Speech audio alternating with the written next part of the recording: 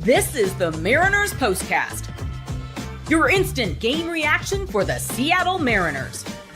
Part of the Locked On Podcast Network, your team every day.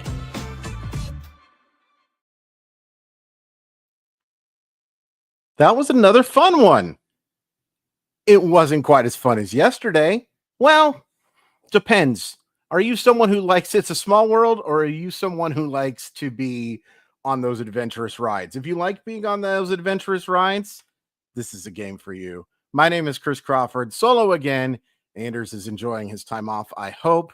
Mariners win 6-5. They take the first two of the series against the Minnesota Twins, a 4-game series. We're going to break it all down as we do every single game. The Locked On Mariners POSTCAST. I think I forgot to mention what we were last time. Again, I'm new to this. I'm new to the solo dolo for this format anyway. But my name is Chris Crawford. Normally it's me and Anders. Today it's just me. That's what it'll be for the next week or so. Well, not even a week, just the next 4 or so games. This was fun. And we're going to talk about a not great start from Luis Castillo. One really good inning from the Mariners, and then kind of shaky offense, but a massive moment from a volatile Seattle Mariner. And then we'll go into our unsung hero. But let's start with Luis Castillo. First of all, before we even get into that, we really appreciate your comments. We'd appreciate if you hit like and subscribe. I will do my best to show as many comments as possible, but because I am still kind of getting used to this newish format, if I don't put your thing in, it's not because I hate you. It's not because you cut me in line at AM PM. It's just I'm still getting used to this formatting. But let's talk about Luis Castillo. And if you take a look at the overall line, you see a guy who threw 5 innings, allowed 7 hits, 5 earned runs, 2 walks, and 3 strikeouts. And a lot of times a line for a pitcher will leave like, well, that's not really indicative of how he pitched. I think that's pretty indicative of how Luis Castillo pitched today. He got away with some stuff in the first inning. A terrific play from Donovan Solano in the first inning to get him out of that. And then the second inning's great. Third inning on was not the best, but I will give him credit. He kind of, I don't want to say the word battled, because battled is, it's right. Battled is right. Whenever you hear a manager say a pitcher battled, what they're really saying is they struggled. It applies here. He just wasn't at his best. The command wasn't great. I'll give some credit to the Twins offense, and this is a Twins offense that is talented. You know, it wasn't the best start that we've seen from Luis Castillo. Now, do I have any long-term concerns? No. And as a bunch of you pointed out, Luis Castillo has been really solid this year. Really solid. As my good friend Smacky the Frog says right here, Castillo was a bit rough, but he's been solid all year. Got to give him some grace for sure. And, you know, we're a daily recap show, so we're going to react to what we see. And what we saw today from Luis Castillo wasn't good enough. That doesn't mean I have any long-term concerns with Luis Castillo whatsoever. He's not perfect. But he's nerfect. You know, that's one of my favorite phrases for a reason.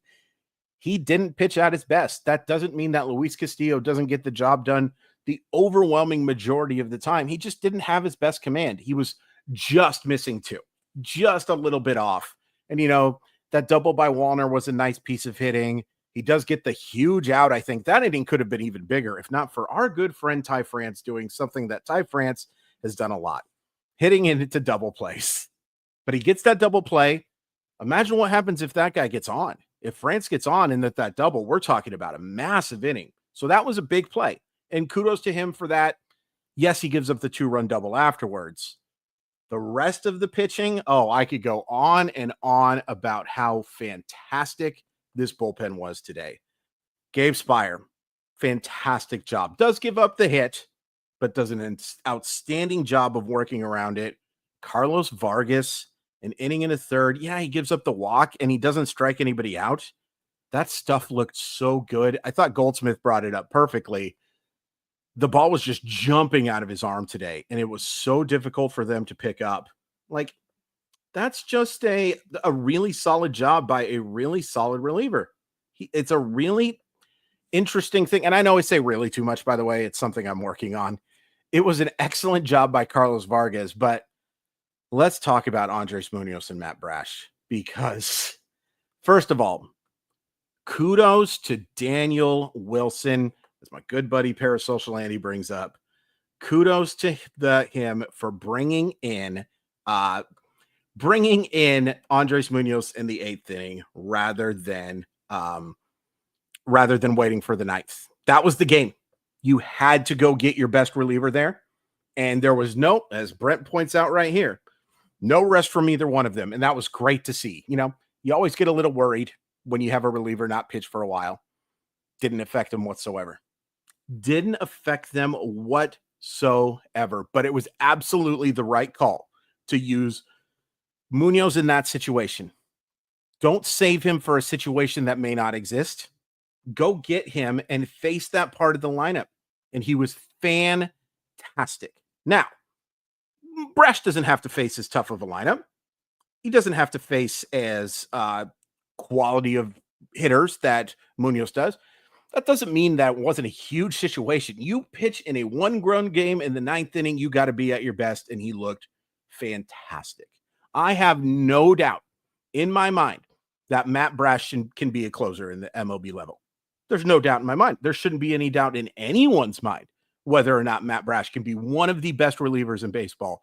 And you saw it today, even without a ton of strikeouts. Like, he's not just a guy who needs to fan hitters to get, and he does get a strikeout today. By the way, still an ERA of 0.00. Good for you, Matt Brash. Those of you who have followed me for a while have known that I've been a big Matt Brash fan for a long, long time. It's very fun to see him live up to the hype. It's very fun indeed. And, you know, that's a good word for it. What a luxury to be able to use your closer in that situation, knowing that you have a guy behind him like that can get the job done. It's huge. It's absolutely huge. Okay, we're going to take a quick commercial break, but then we are going to take a look at this offense today. Kind of just one inning of great offense, but a couple of real big moments, and then we're going to do an unsung hero as well.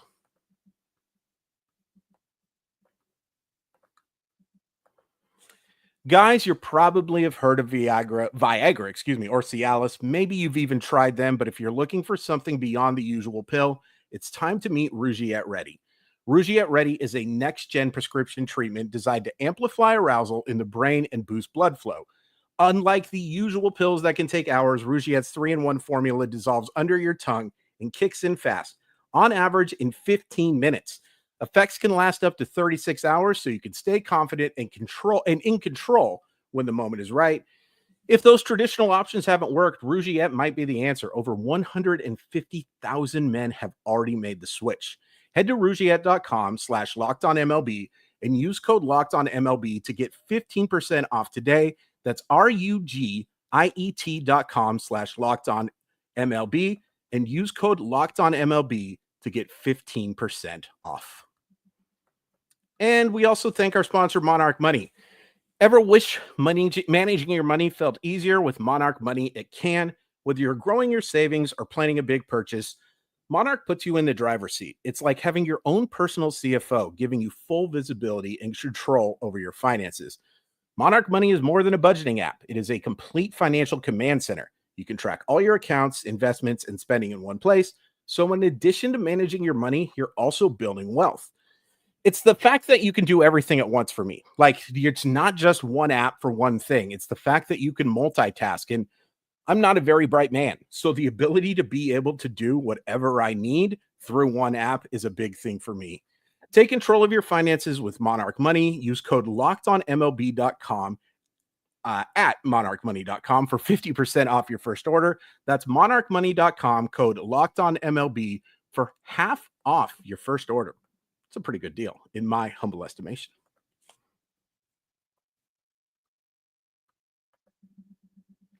Okay. And by the way, that was a tricky ad read for me. That was a tricky ad read for me. Let's talk about this offense. The third inning was fantastic. Everything but the third inning till the 9th was pretty shaky. And Chris Paddock wasn't very good today. Let's go kind of over the individual games. JP had a tough one. He does draw the hit by pitch in the 9th inning. Luke Raley had a little bit of a tough one. Dominic Canzone, not the best day for him. But I really liked that third inning. I really liked what they did. And to be fair, Raley is hit by a pitch as well with the bases loaded. Hit by pitches ended up playing a huge factor in this game. But we look at that third inning. Big thing here. Julio Rodriguez, it's a sacrifice fly to right. Awesome to see, and might be kind of a foreshadowing of something that happens there. Yeah, sac flies aren't great, but productive outs, and especially balls that are hit in the air, and I think that's a big thing that we're going to talk about in a second. I think that that's really solid to see. I think it's important to see Julio getting the ball in the air as much as he does. We talked about it yesterday with him pulling the ball. Now, he didn't pull the ball today, and he struck out a couple of times, one on kind of a shaky call, in my personal opinion, but it's nice to see hard contact. It's nice to see some hard, you know what? This is a great way to put it. Productive, loud outs. But they didn't just have productive, loud outs. In that third inning, Big Dumper shows that he's so much more than just a homer guy right now. It's not just a rip and hope type player. Singles to right to score Cole Young. Then Luke Raley gets hit by the pitch that scores JP Crawford. And then Donovan Solano, man. Donovan Solano with that 2-run single. And I thought this game was over. I thought 5-0 with the way Castillo bounced back in the second inning. We're done. We can just go home and we can just have a great day. It'd be fun. We can just kind of pay attention to what happens. Now, it doesn't end up being that way because the offense for the next 5 innings didn't look very good. Yeah, he's washed for sure. I don't, for those listening, I don't care. Cal didn't homer today. He might be washed. Maybe we can trade him. We could probably get a couple bags of balls, something along those lines. The offense did not look good, but then let's talk about that 9th inning, because that 9th inning, and I want to make sure I get the exact sequence of everything that happens here. There, and this will be my unsung hero. It's not going to be Julio, but we'll talk about the Julio moment, of course. So in the top of the 9th inning, Canzone lines out to third. It was good hard contact, but then Jorge Polanco gets hit by a pitch, and Wilson makes the absolute right call to pinch run Dylan Moore for Jorge Polanco. Then Cole Young, there's my unsung hero, excuse me. Yeah, absolutely massive moment for him to get that single and get the runner to third. And Jorge Polanco ain't getting to third on that play. No way. Jorge Polanco does a lot of things well. Run ain't one of them.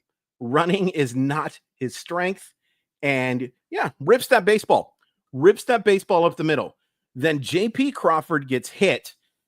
And I have to be honest with you, and Mintic brought it up, I was disappointed when he got hit, not because I don't believe in Julio Rodriguez, but because that run scores. If that ball doesn't hit JP, it would go right behind him. Dylan Moore gets into home plate easily. We don't have to worry. But no, it hits him. Bases loaded for Julio Rodriguez in the top of the 9th inning. And if you're a Julio skeptic, there's a nice way to put it. If you're a Julio skeptic, you're nervous. You're nervous, right? And he's facing one of the very best closers in baseball. Yon Duran gives everybody a run, and he falls behind 0-2, and he swings at 2 pitches that I don't believe were strikes. You guys can correct me if I'm wrong, but I believe those pitches were outside of the strike zone. And I'm thinking, oh, no. Well, I'm thinking, oh, no. And then I'm thinking, oh, my gosh, thank goodness we have Cal Raleigh coming to the plate afterwards, right? But nope. As good of an out for a Seattle Mariner player as I've seen this year. And sure, it wasn't a great pitch, but the fact that he got that ball in the air and more than deep enough, it was going to score Dylan Moore easily. The fact he got that ball in the air, not all clutch moments are just hits and dingers. That's a huge moment. A huge moment. And as Cinnabon brings up today, he's the bookends. He has the first RBI and the last RBI. It just got the job done. You don't have to go 2 for 4 with a homer and a double and 4 RBIs every game. You don't have to do that. And as a few of you brought up, the Twins played well today. The Minnesota Twins were probably the better team in this game outside of that third inning, right? But that third inning happened, and that's why big innings matter. shout out to Donovan Solano for another massive moment. But kudos to Julio for getting the job done there and getting Matt Brash that lead and him taking care of it. This is a great win. These last 3 wins are up there. They're up there. And it's awesome to see that they didn't need to rely on starting pitching and they didn't need to rely on scoring 11 runs either. You've got to win these types of games, right? You've got to win these games where not everything's at its best. Not everything was terrible. The bullpen was fantastic tonight. Castillo battles, but it wasn't like A+ efforts. And it certainly wasn't an A+ effort from the offense. On the road, playing a team that's due for wins, you get this kind of win. And these are the type of things that playoff teams do. This is what playoff teams do. I love this win.